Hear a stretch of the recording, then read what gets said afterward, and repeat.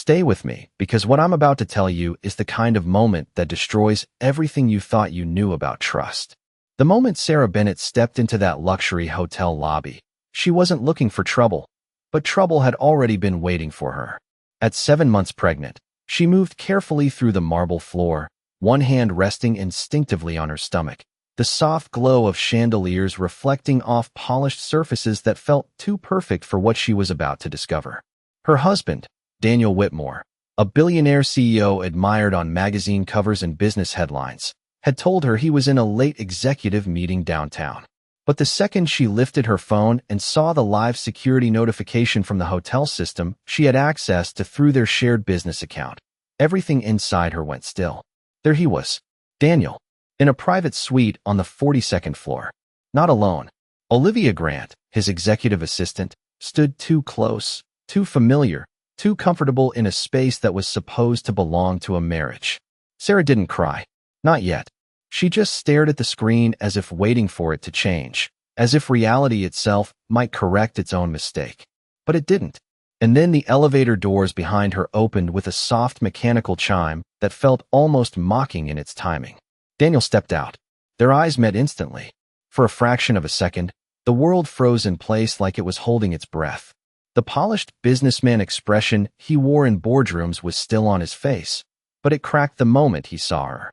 Olivia appeared behind him seconds later, adjusting her coat like she had every right to be there. That was the moment Sarah understood something she had refused to accept for months. This wasn't an accident. This wasn't confusion. This was a decision that had already been made without her. Daniel's voice was calm when he finally spoke, too calm, the kind of calm that is practiced rather than natural. He asked her what she was doing there, as if she had interrupted something trivial instead of standing at the edge of her entire life collapsing. Sarah didn't answer immediately. Instead, she slowly lifted her phone so both of them could see the frozen image still glowing on the screen, the two of them together in that very hotel suite. Only minutes earlier. Olivia's expression shifted first, a subtle flicker of panic masked quickly by forced confidence. Daniel, however, didn't move. He just looked at the screen, then at Sarah, as if calculating the least damaging version of the truth he could offer. And that was when Sarah realized something even more devastating than the betrayal itself. He wasn't going to deny it. He was going to manage it. Like a business problem. Like a risk to be minimized. The silence between them stretched until it felt heavier than words. Behind them, the city continued moving, unaware that one marriage had just stopped functioning. Sarah finally spoke, her voice steady but distant, asking how long. Not because she didn't know, but because she needed to hear the lie he would choose. Daniel hesitated just long enough for that hesitation to become an answer on its own. And in that moment, something inside Sarah shifted. Not loudly, not dramatically, but permanently. Because she understood that the life she had been living wasn't breaking in real time. It had already been rewritten long before she ever walked into that hotel. And what she was about to discover next would prove that betrayal was never the end of the story. It was only the beginning. The silence that followed felt heavier than the moment itself, as if the entire hotel lobby had narrowed down to a single point where Sarah Bennett stood holding her phone, her unborn child moving gently beneath her hand, while her world quietly shifted into something unrecognizable. Daniel Whitmore finally exhaled, adjusting his posture in a way that suggested control rather than surprise, as if he had already rehearsed how this moment would unfold long before she ever arrived. Olivia Grant stayed slightly behind him, watching carefully, her expression carefully neutral, but her eyes betraying the tension she refused to show.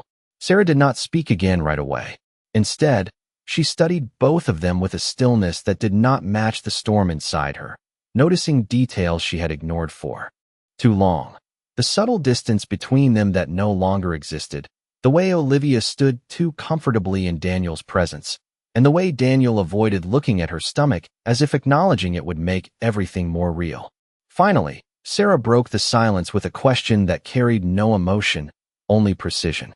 She asked when it started. Not because she expected honesty, but because she needed to hear how far the truth had been hidden from her. Daniel's answer came too quickly at first, a carefully constructed explanation about confusion, pressure, long working hours, and emotional distance. but every word sounded rehearsed rather than lived. Olivia added nothing, yet her presence filled the gaps between his sentences like a confirmation neither of them needed to speak aloud. Sarah listened without interrupting, her expression unchanged, as if she was hearing a story about strangers rather than her own life being rewritten in real time. Around them, the hotel continued its quiet rhythm, guests passing by unaware of the collapse happening in plain sight. Then Sarah asked a second question, softer this time, almost polite, asking if he had ever intended to tell her. That question landed differently. Daniel hesitated longer. That hesitation was enough. It told her everything his words were trying to avoid. He finally responded, not with denial, but with control, suggesting that things were complicated, that emotions had evolved in ways no one could have predicted, that he had not meant for her to find out this way. But Sarah was no longer listening to meaning. She was listening to structure, to what was being avoided, to what was being softened. Olivia shifted slightly, finally speaking for the first time, carefully framing herself not as an intruder, but as someone who had simply been present when lines blurred over time. That was the moment Sarah realized this was not a sudden fracture. It was an architecture built quietly over months, maybe longer, with every missing answer forming part of a structure she had been living inside without seeing. Sarah lowered her phone slowly, the screen still glowing faintly in her hand, no longer needed as proof because truth no longer required evidence to exist. She looked at Daniel one more time, not searching for apology, not waiting for correction, but measuring distance. Then she stepped back slightly, not in retreat, but in recognition that the version of her life she had been standing in was no longer stable. Daniel called her name as she turned, but his voice did not follow her in the way it used to. It stayed behind, trapped in the space where explanation once had power. Sarah walked forward through the lobby, past glass doors reflecting a version of herself she no longer fully recognized, each step quieter than the last, but more certain than anything she had felt in months. Behind her, the conversation continued, but she no longer belonged to it. Because something irreversible had already begun, not in the hotel suite above, but in the exact second she chose not to beg for clarity anymore. And what she would do next would not be about saving what was broken. It would be about understanding who had been breaking it all along. Sarah Bennett walked out of the hotel lobby without looking back, but every step she took felt less like escape and more like a transition into something unfamiliar that was already waiting for her. Outside, the city air was cooler, sharper, cutting through the heavy silence that still clung to her skin from what she had just seen. Her phone vibrated once, then again, but she did not check it. She already knew who it was. Daniel Whitmore did not need to apologize yet. He needed to regain control of a narrative that was no longer stable. But Sarah did not stop walking. She moved past the entrance, past the valet stand, until she reached a quieter section of the street where sound from the city softened into distance. Only then did she finally exhale, slow and controlled, as if she had been holding her breath for hours instead of minutes. Her hand rested on her stomach again, and this time the movement from her unborn child felt stronger, grounding her in a reality that was no longer tied to Daniel's world. Behind her, the hotel doors opened again. She did not turn, but she knew it was him before she saw him. Daniel's voice called her name, not loudly, but with the practiced urgency of someone used to being obeyed. He stopped a few feet away, maintaining just enough distance to avoid a public scene while still trying to assert presence. He began speaking immediately, explaining, correcting, reframing what had just happened, as if language alone could restore what had already fractured.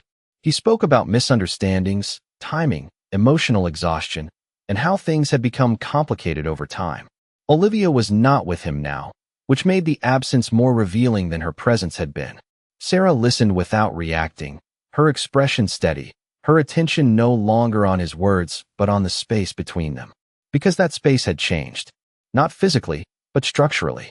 Daniel noticed her silence and tried to close it with more explanation, but every sentence only reinforced what she already understood. This was not an impulsive mistake. This was a system that had functioned without her knowledge. And now that she was outside of it, she could see its shape clearly for the first time. When he finally paused, waiting for her response, Sarah did not give him one. Instead, she asked a different question. Not about Olivia, not about feelings, but about time. She asked how long he had been building a life that excluded her while still expecting her to remain inside it. The question did not sound emotional. It sounded final. Daniel did not answer immediately. That delay again became the answer. He tried to speak, but the words collapsed into fragments that no longer held structure under scrutiny. Sarah nodded slightly, as if confirming something she had already calculated internally. Then she told him, calmly, that she would not be returning home that night. Daniel stepped forward as if to stop her, but hesitated halfway, unsure whether control still applied. That hesitation mattered more than anything he could have said, because it confirmed that he no longer understood the rules of the situation he was in. Sarah turned away from him again, this time not in shock or confusion, but in decision. As she walked further down the street, the city lights reflected differently on the glass buildings around her, no longer feeling like a backdrop to her life, but something she was passing through. Her phone vibrated again, and this time she looked at it. A message from Daniel appeared, short and carefully written, asking her to come back so they could talk properly. But Sarah did not reply. Instead, she opened a contact she had never used in years, a name saved long before marriage had ever defined her identity. And as she pressed call, something inside her shifted quietly into place. Not revenge, not anger, but clarity. Because what she was stepping into now was no longer about what she had lost. It was about what had been hidden from her all along, and who had helped keep it that way. The call Sarah Bennett made did not connect immediately, and in the silence before the voice on the other end answered, she realized how unfamiliar it felt to reach backward into a life she had not touched in years.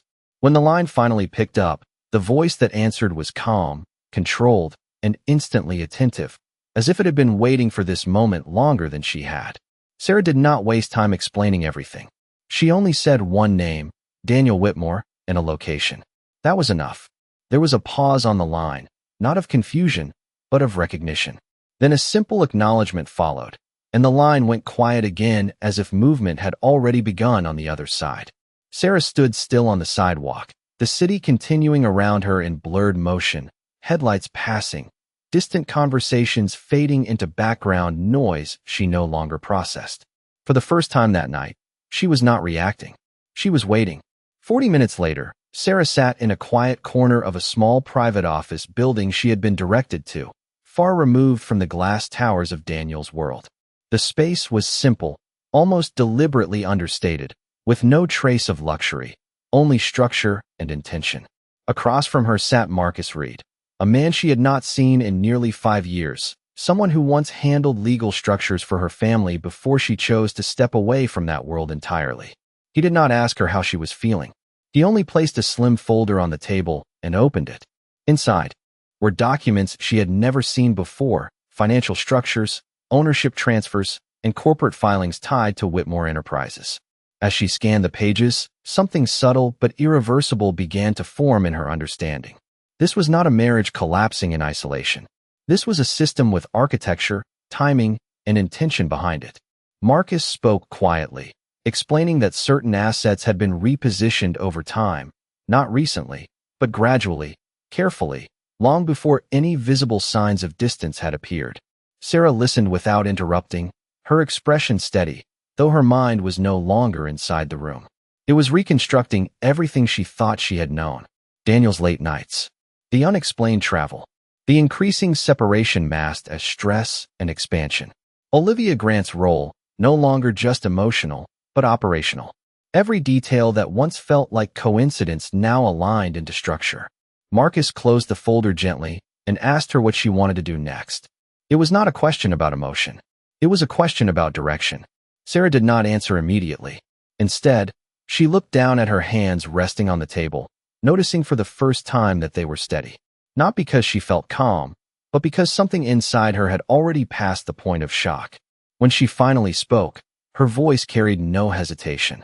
She said she wanted to understand everything, not just what had happened recently, but what had been built beneath it. Marcus nodded once, as if that was the only answer he expected. Outside the office, the city continued its rhythm, unaware of the shift taking place in a quiet room with no glass walls and no audience. Sarah stood a few minutes later, the folder now in her possession, heavier than paper should feel, not because of weight, but because of what it represented. As she stepped outside, the night air felt different again, not colder, not warmer, but clearer. Her phone remained silent. Daniel had not called again. Olivia had not appeared. And that absence, more than anything, confirmed what she was beginning to understand. This was no longer about confrontation. It was about reconstruction. And somewhere ahead, without knowing the full shape of it yet, Sarah Bennett had already begun to move toward a version of truth that could not be negotiated, softened, or reversed. If someone had told Sarah Bennett that silence could feel like strategy, she would not have believed it until she found herself sitting alone at a small wooden table in Marcus Reed's office, staring at documents that no longer felt like paper, but like pieces of a system she had never been allowed to see. The city outside had already shifted into night rhythm, headlights sliding across windows like passing thoughts, but inside the room everything felt paused at the exact moment before impact. Marcus did not rush her. He simply waited as she reviewed the second folder he had placed in front of her, this one containing transaction histories, corporate restructuring notes, and timestamps that connected Daniel Whitmore's business empire to decisions that had never been discussed in their home. Sarah's expression did not change dramatically, but something behind her eyes began to stabilize, not with emotion, but with understanding. She was no longer trying to interpret behavior. She was mapping structure. Marcus finally broke the silence, telling her that what she was looking at was not recent damage control, but long-term positioning. That sentence alone changed the way Sarah exhaled. It confirmed what instinct had already begun to suspect. Daniel had not simply drifted. He had been preparing. Across multiple months, across multiple systems, across layers of financial and personal separation that were never meant to be visible at once. Sarah closed the folder slowly, not because she was finished, but because she needed to feel the weight of it without distraction. Marcus leaned forward slightly, asking if she wanted to proceed further. Not emotionally, not personally, but structurally. Legal exposure, financial mapping, ownership clarification. Sarah did not answer immediately. Instead, she asked a different question, one that surprised even her. She asked what Olivia Grant's formal role had been in the restructuring process. Marcus did not hesitate. He turned a page, pointed to a set of entries, and explained that Olivia was not simply present in Daniel's professional environment. She was embedded within it through administrative channels Sarah had never been shown. The realization did not arrive as shock. It arrived as alignment. Pieces that had felt separate suddenly clicked into a single line of intent. Sarah stood up from the table and walked to the window, looking down at the street below, where people continued their lives unaware of the quiet recalibration happening above them. For the first time since the hotel, she did not feel disoriented. She felt directed. Marcus asked her again what she wanted to do next, and this time Sarah answered without pause. She said she wanted everything. Not revenge, not confrontation, but full visibility. Every document, every transfer, every decision that had been made without her knowledge while still being tied to her name in ways she had never consented to understand. Marcus nodded once, as if that response confirmed what he already expected from her. He told her it would take time, but it was possible. Sarah accepted that answer without emotion. Time no longer mattered in the same way. What mattered was clarity. Later that night, as she stepped out of the building alone, the air felt colder but cleaner, like something had been removed from it rather than added. Her phone remained untouched, no new messages from Daniel, no attempts to explain, no correction of narrative. That silence was no longer confusing. It was informative. It told her where she stood in a system that had already moved forward without her. As she walked toward the parking area, she finally understood the shape of what was unfolding. This was not a moment of loss being processed. It was the beginning of structure being rebuilt from the point of truth upward. And somewhere ahead, without needing to rush toward it, Sarah Bennett was no longer reacting to a broken life. She was preparing to redefine the entire framework it had been built on. By the time Sarah Bennett reached her apartment that night, the city outside had fully transitioned into its quiet phase, where lighted windows replaced daylight, and every sound felt more distant than it should. She did not turn on the main lights when she entered. Instead, she placed Marcus Reed's folder carefully on the dining table and stood there for a moment, letting the silence of her own space settle around her. It no longer felt like home in the same way it had before, not because anything physical had changed, but because her awareness of it had. Everything now carried context. Every object, every routine, every memory was being reinterpreted through information she had not previously been allowed to see. Her phone lit up once on the counter. Daniel Whitmore again. No voicemail, no message, just repeated calls that stopped short of explanation. Sarah did not respond. Instead, she walked to the kitchen, poured a glass of water, and returned to the table, opening the folder once more.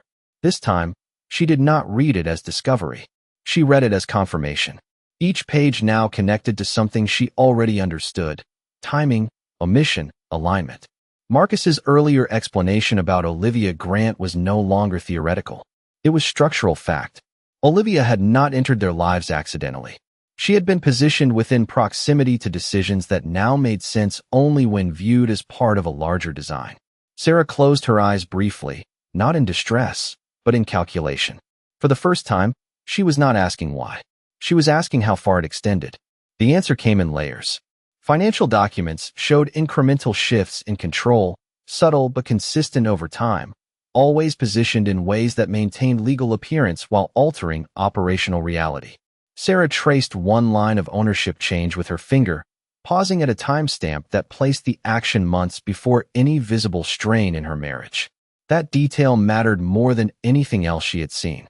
It confirmed that what she had experienced emotionally was not the beginning of a problem, but the end of a process already in motion.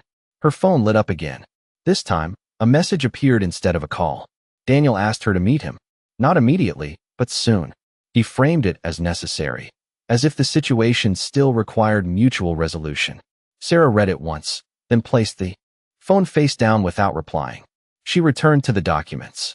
Somewhere in the middle of the folder, she found a summary prepared by Marcus outlining potential legal exposure points and structural vulnerabilities within the Whitmore network. It was not aggressive in tone. It was precise. And precision, Sarah realized, was what had been missing from every interaction she had experienced with Daniel over the past months. Not emotion, not communication. Precision. She leaned back in her chair, looking at the ceiling for a brief moment, letting the weight of understanding settle without resistance. There was no anger in her expression now, only alignment. Because anger still belonged to uncertainty, and uncertainty no longer existed in the same form it had before. When she finally moved again, it was to place the folder back exactly where it had been, as if restoring order to something that had finally been classified. She stood, walked to the window, and looked out at the city below. Somewhere in that network of lights, Daniel Whitmore was still operating under the assumption that narrative control could be restored through conversation or explanation. But Sarah now understood something different. Control did not fail suddenly. It failed structurally. And once structure was exposed, it could not be restored in the same form. Her phone lit up one final time before she turned away from it entirely. This time she did not check it at all. Instead, she picked up a second document Marcus had included, one labeled with references she had not yet fully processed, and began reading again. Not as a wife, not as someone reacting to betrayal, but as someone finally understanding the system she had unknowingly been part of. And in that understanding, something new began to form quietly beneath everything else. Not confrontation, not resolution, but direction. The morning arrived without announcement, as if the city had simply continued turning while Sarah Bennett remained suspended in thought long after the night had ended. She had not slept in the traditional sense. Instead, she had remained in the same chair near the window, occasionally shifting her attention between Marcus reads documents and the distant movement of lights outside. Nothing in her environment felt unfamiliar, yet everything felt newly interpreted. When her phone finally stopped vibrating, the silence that followed was not relief. It was confirmation that the first phase of reaction had ended. Daniel Whitmore was no longer attempting to fill the space between them with calls or messages. That absence carried its own meaning. Sarah placed the final set of documents on the table in a precise stack, aligning the edges as if restoring order to something that had been deliberately fragmented. Each page represented not just financial movement, but behavioral consistency over time, and that consistency had become impossible to ignore. Marcus had not exaggerated. He had simply structured reality in a way that allowed it to be seen fully. At exactly 8:45 in the morning, there was a knock at her door. Not Daniel. Not Olivia. Marcus read. He entered without urgency, carrying a single additional folder, thinner than the previous ones, but marked with annotations that suggested completion rather than continuation. He placed it on the table and sat across from her, without speaking immediately, as if allowing her to decide whether she was still processing or already ready to proceed. Sarah finally broke the silence by asking if everything had been verified. Marcus responded without hesitation that the remaining gaps had been cross-referenced and stabilized. There were no missing links that would change the interpretation of what had already been established. That statement did not create emotion in Sarah. It created structure. She nodded once, slowly, absorbing the finality of it. There was no longer uncertainty about intent, only scope. Marcus then asked her a question that was no longer about discovery, but about direction. Whether she intended to remain passive or begin formal action. The wording mattered. It separated reaction from initiation. Sarah looked down at her hands for a brief moment before answering. She said she was not interested in confrontation for its own sake. She was interested in visibility. Full visibility. Every layer, every structure, every connection that had been operating without her awareness. Marcus acknowledged that response with a small nod, then slid a final document across the table. It contained procedural pathways, legal entry points, and structural options that did not require immediate escalation but allowed controlled exposure over time. Sarah read only the first page before closing it gently, not because she was overwhelmed, but because she already understood the trajectory. She stood up and walked toward the window again, observing the city as it continued its indifferent movement below. Somewhere within that system, Daniel Whitmore was still operating under assumptions that had not yet been corrected by reality. That thought no longer affected her emotionally. It only confirmed timing. She turned back toward Marcus and asked one final question. Not about guilt, not about apology, about readiness. Whether the system they were now observing could withstand full transparency. Marcus did not answer immediately. He only said that systems designed without visibility rarely survive exposure intact. Sarah accepted that answer without further discussion. When she finally gathered the documents and prepared to leave, there was no hesitation in her movement. No return glance toward what had been lost. Only forward motion toward what had now been clearly defined. And as she stepped out into the morning light, she was no longer navigating confusion. She was operating within understanding, and understanding had already begun to reshape everything that came next. The room where Sarah Bennett returned that afternoon no longer felt like a place of rest, but a place of transition, as if every object inside it had quietly shifted its meaning overnight. The documents from Marcus Reed were no longer scattered across the table. They were organized, stacked, and categorized with a precision that reflected not confusion, but control. Sarah stood beside them for a moment without touching anything, as if confirming that what she had learned was still real even in daylight. Outside the window, the city moved with its usual rhythm, unaware that something structural had already changed within her private world. At precisely noon, Marcus arrived again, this time without additional folders. His presence carried finality rather than continuation. He did not ask how she had slept. He only placed a single printed summary on the table, outlining what would happen next if she chose to proceed beyond observation. The language was neutral, but the implications were not. Sarah read it slowly, line by line, understanding that she was now standing at the boundary between knowing and acting. Marcus asked her once more if she wanted full activation of the process. Not escalation, not confrontation, activation. The difference mattered. It meant visibility would no longer be contained or delayed. It would move forward regardless of comfort. Sarah did not answer immediately. Instead, she looked at the document for several seconds longer than necessary, then closed it gently. When she finally spoke, her voice was steady, without hesitation or emotional fluctuation. She said she wanted everything to proceed exactly as structured, with no interpretation added and no adjustment made for personal history. Marcus nodded once, as if confirming an instruction rather than receiving a decision. He told her the first formal notification would be prepared within 24 hours, and that once initiated, the system would no longer remain private. Sarah acknowledged this without visible reaction.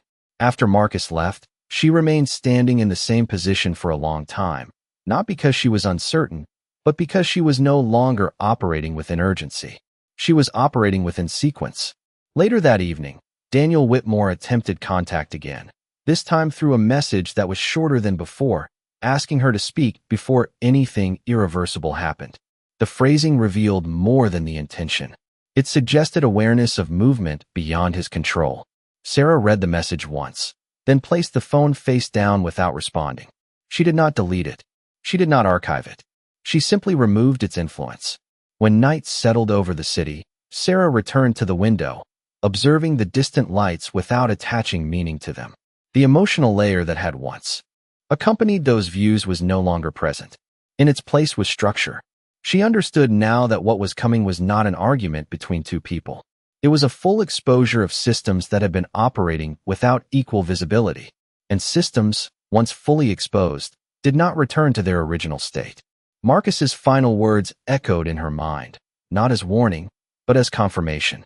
Visibility changes outcomes. Sarah accepted that completely. There was no longer hesitation, no longer interpretation, and no longer duality between what she felt and what she knew. There was only direction. And as she stood alone in the quiet of her apartment, she understood something irreversible. The story she had been living inside was no longer being written around her. It was being rewritten by her. The morning of activation arrived without ceremony, as if the city itself did not yet understand that something irreversible was already in motion beneath its surface. Sarah Bennett stood by the window of her apartment, fully dressed, her expression calm in a way that no longer resembled emotional restraint but structural certainty. On the table behind her, Marcus Reed's finalized documents were arranged in a single clean stack, each page representing a layer of truth that could no longer be contained privately. Her phone remained silent. No new messages from Daniel Whitmore. That silence, once interpreted as space or distance, now carried a different meaning. It was confirmation that anticipation had replaced control on the other side. At exactly 9 in the morning, Marcus arrived again, this time carrying no additional materials. He simply placed a single sealed envelope on the table and nodded once. Inside it was the formal notification package that would initiate full visibility across the systems they had identified. It was not dramatic. It was procedural, and that was what made it irreversible. Sarah did not open it immediately. Instead, she sat across from it for several seconds, understanding that once opened, there would be no return to ambiguity, no restoration of selective ignorance. Marcus asked her one final time if she was certain, not because he doubted her, but because systems of exposure required intent that did not fluctuate under pressure. Sarah answered without hesitation. She said she was certain. Then she opened the envelope. The process that followed was quiet, but not invisible.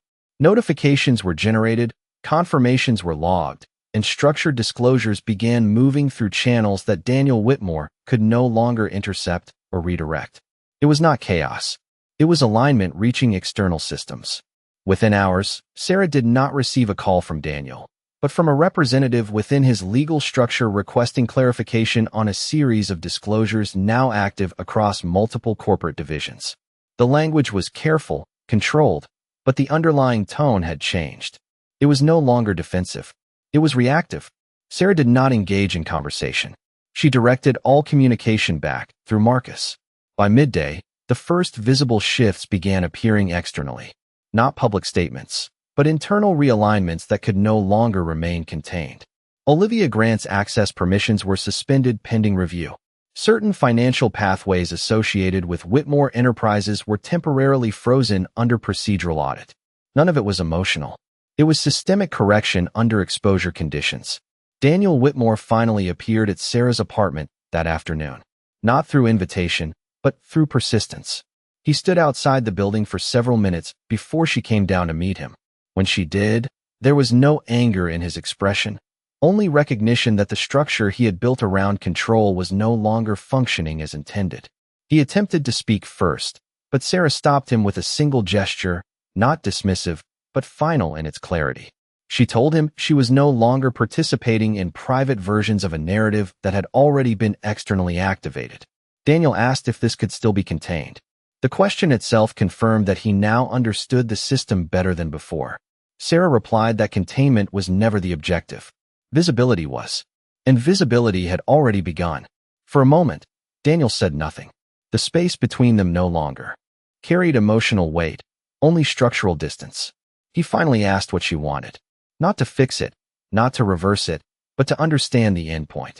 Sarah looked at him directly and said she wanted truth to remain uninterrupted until it fully completed its cycle. There was no accusation in her voice, no escalation, only closure of interpretation. Daniel stood there for a moment longer, then stepped back, not in defeat, but in recognition that the framework he once operated within no longer existed in the same form. As he left, Sarah did not watch him go. She turned back toward the city instead, because what had begun was no longer about a relationship, or a betrayal, or even a decision. It was about structure finally being seen without distortion.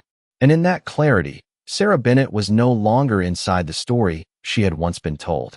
She had become the point from which it could no longer be rewritten.